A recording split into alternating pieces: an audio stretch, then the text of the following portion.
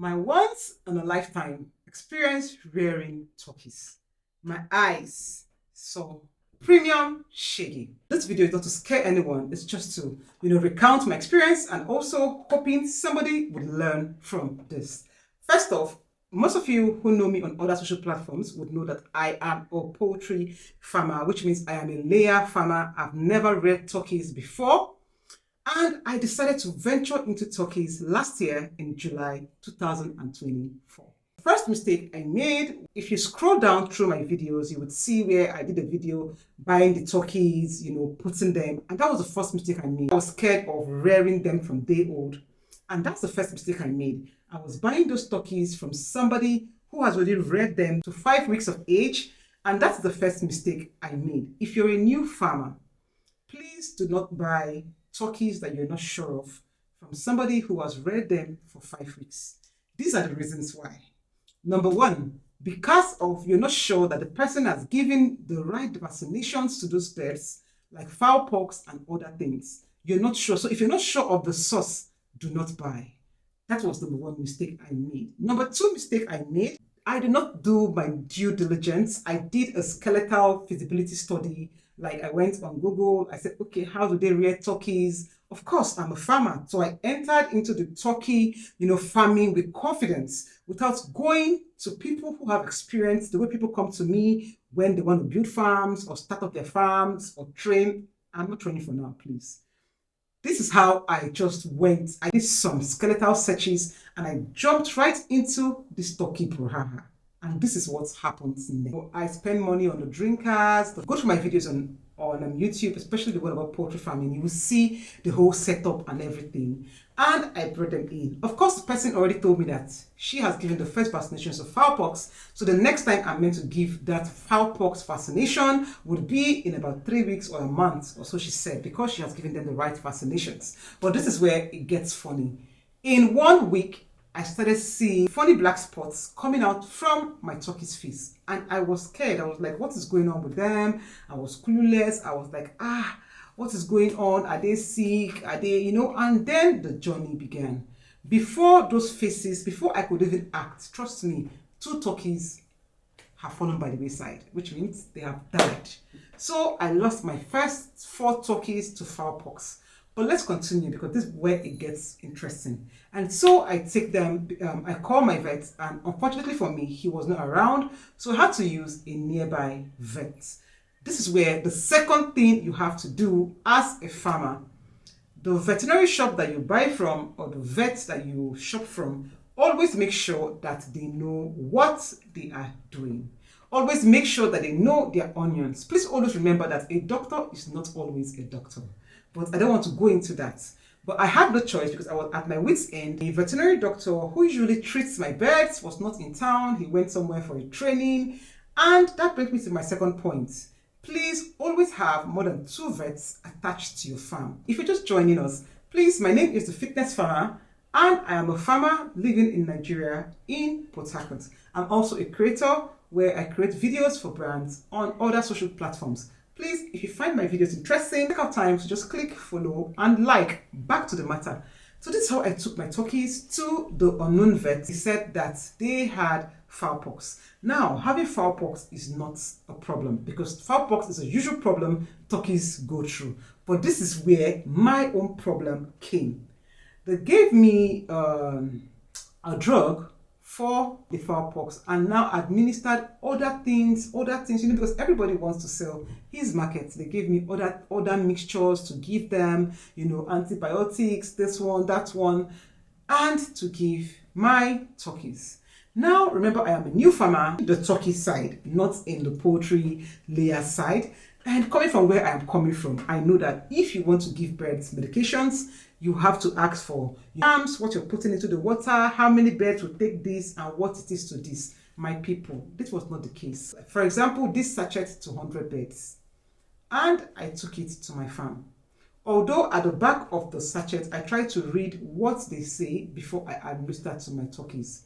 On the long run, when I put those vitamins and everything he said, the ones he said I should mix together, my people, I lost another one, 3 more fell.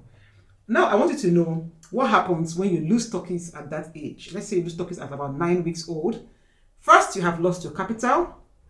Secondly, I hope you know that in Nigeria, I sold some of my turkeys for 100,000 per bed. If you're on my social media platforms, you would have seen where I sold my turkeys. So you should know that I'm already losing my investment and my possible profits per bed.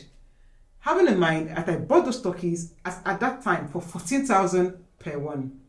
And you would also have to calculate the amount of feed that you're used to feed them up to the 10 weeks or 12 weeks when they start dying. So yes, am I losing money? I am losing money gallantly. But as a farmer, I'm used to taking in loss because my main prerogative would be to get to the root of the problem. And so I was asking, why are they still dying? I'm giving them the fowl-pox medication. What is going on? And then the third one came. I had to call my vet after 2 days because by then he was already back. That is my trusted veterinary doctor. And he comes in and he says, let me see what they gave you as medication. And I showed him and he says, no, why would they tell you to mix these antibiotics with these antibiotics together to give them? No, you're meant to give them one first. When they finish, before you give them the second one. My people. Tears filled my eyes, but I held it in. Because this is me going to an unknown vet and somebody who was obviously not competent. So, and then he now said, why are they giving you this fowl-pox medication? Why didn't they come to give them the injections? Because that one is more, he called a particular kind of injection for the fowl-pox. And I kid you not, he gave them these injections. And I called a friend of mine, his name is Survival Farms, and I thank God for him. I'm calling him out here on YouTube because it's always good to have a band of farmers. It's good to have, when you're a farmer, it's good to have friends. Look for friends in the industry. Look for people like me on social media. Look for people like other people to ask because farmers are always, most of them are always willing to help. And so I called and I rubbed minds with these certain people, my vet and help of my friend in Ibadan, and we could arrest that case. But by then, 7 turkeys have fallen dead. The wave of the fowl-pox passed, and then came the next hurdle I had to get. It's a known fact that turkeys eat broiler feeds, and they also have their own turkey feeds bagged. But if you don't see turkey feeds, you can give them broiler feeds, starter and finisher. But nobody told me turkeys eat voraciously. Nobody told me that having 300 turkeys is as good as having 1,500 broilers. I kid you not. Turkeys eat, especially when you're buying them feed. People will know that the cost of feed in Nigeria, went over 100%. And I was buying a bag of feed, of course, quality feed, at that time for 25,700. And at that time, I was buying this feed.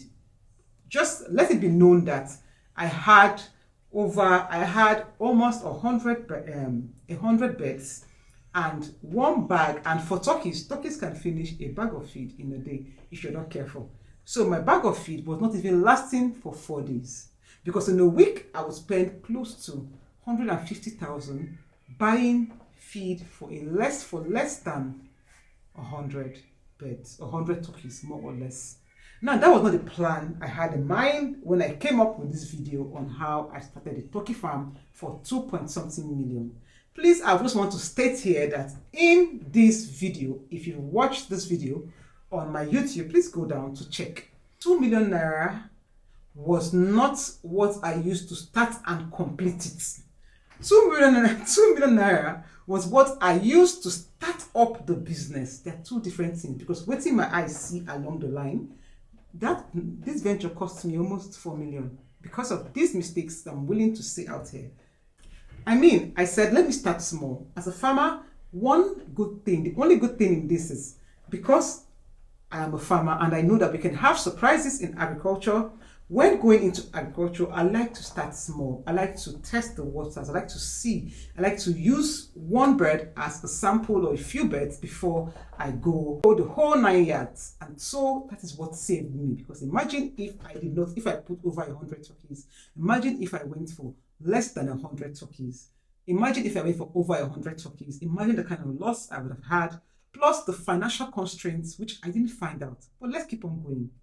And so I was buying this feed because nobody told me. And in my mind, I was like, is this what all these farmers go through? This is how they feed turkeys. Please, have you ever noticed that in Nigeria, we have so many broiler farmers, we have so many layer farmers, but we have few turkey farmers? Okay, this is one of the reasons why. And so I was just thinking to myself, I'm like, what is going on? Sorry, I have to plait my hair. What is going on? Why are these turkeys? Why am I feeling this way? And so at their 5th month, I had to call a colleague of mine on WhatsApp. I remember that he had turkeys, and I said, please, how do you keep up with their feeding? Remember that the monies I have already invested buying these bags of feed weekly. Of course, you cannot kill your own turkeys. You must see it to the end because they are growing. And then he says that he feeds them different things. Oh, turkeys eat various things, not only your feed. If you watch my second video, another video I posted one time on my YouTube, you will see where I said a day in the life of a farmer and where I was going to a place to collect watermelon bags, pineapple bags. It's because I had the information that turkeys eat all of this. Roughages, cabbages, you have to feed them with fiber and then their feed because you would drown in debt.